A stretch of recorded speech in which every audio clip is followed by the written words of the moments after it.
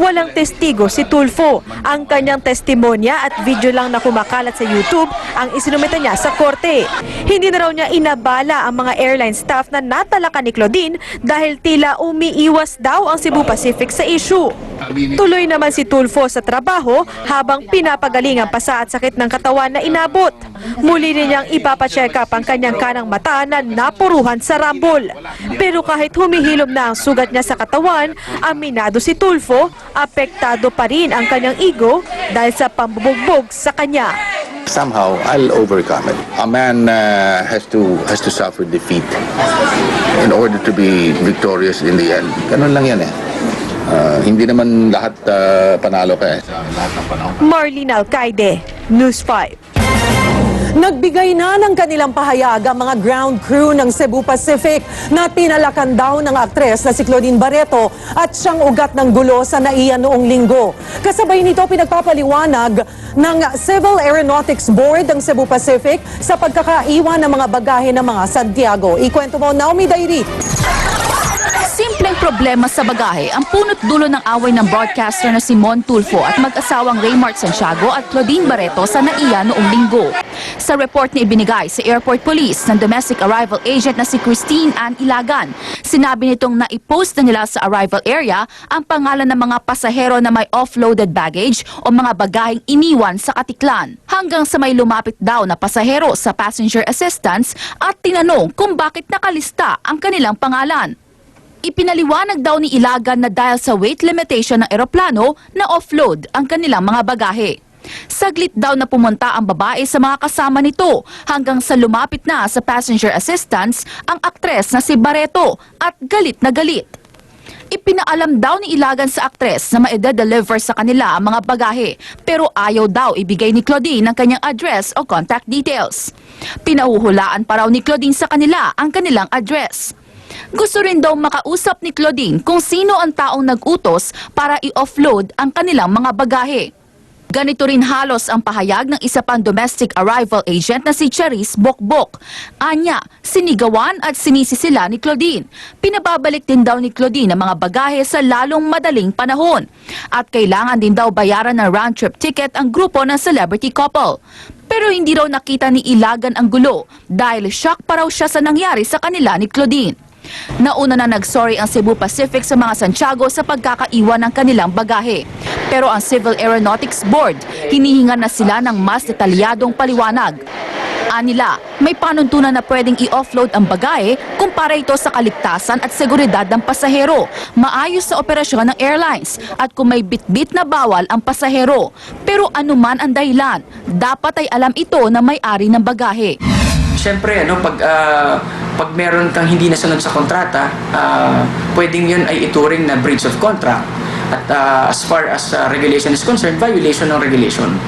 Nakatakda silang maglabas ng guidelines kasama ang DOTC at DTI para maayos ang problema sa offloading ng mga bagahe at iba pang reklamo sa airport gaya ng delayed flights at overbooking. Naomi Dairit, News 5. Kung ang pamunuan ng NAIA naninindigan na walang pagkukulang ang security ng paliparan sa nangyaring gulo kina Mon Tulfo at Raymart Santiago, ang PNP Sosya naman kitang-kita raw ang mga naging kapalpakan ng mga CQ sa airport. Errol Kabatbat, ikwento mo. Dalawang kapalpakan ang nakita ng PNP sa mga gwardiya ng Lanting Security Agency sa NAIA noong linggo. Una, nabigo raw ang mga ito na kontrolin ang sitwasyon. Gayong higit pa sa 4 na gwardiya ang lumapit para awatin ang mga nag-aaway. Mahina yung mga gwardiya natin sa, kumbaga, how to pacify during commotion. Pangalawa, hindi na i-record ang insidente kaya nahirapan itong magsumiti agad ng incident report. Ang katwiran daw ng mga gwardiya ng Lanting, nag-take over na kasi ang airport police. We are requiring the security agencies na pag may mga incidenting ganyan, na-record nila sa office nila at mag-submit sila ng incident report. Kaya siguro medyo nahirapan silang mag-submit ng incident report dahil wala nga silang recording after the incident mismo. Pero ang aksyong hindi nakuna ng CCTV video, nakita raw mismo ng bandang Itchy Worms na naroon din sa NAIA. Sabi ng bahisa ng grupo na si Kelvin Yu sa Twitter, nakita ng kasamahan niya na unang nanuntok ang kampo ni Raymart at Claudine.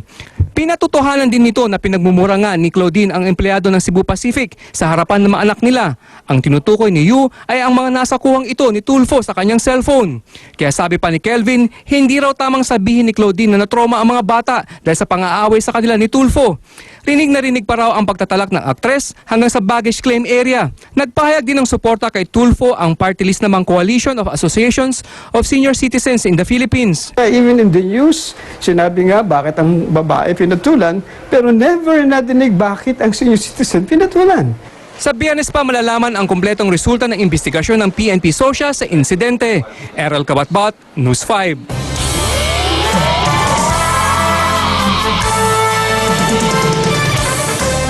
Hinimatay ang isang manlalaro ng arni sa palarong pambansa sa Pangasinan. Tumaas ang blood pressure ng 13 anyos na si Angelica Rosquita, kaya siya nawala ng malay. Sabi ng doktor, dulot ito ng init at stress sa pagkatalo. Agad namang nahimasmasan si Rosquita.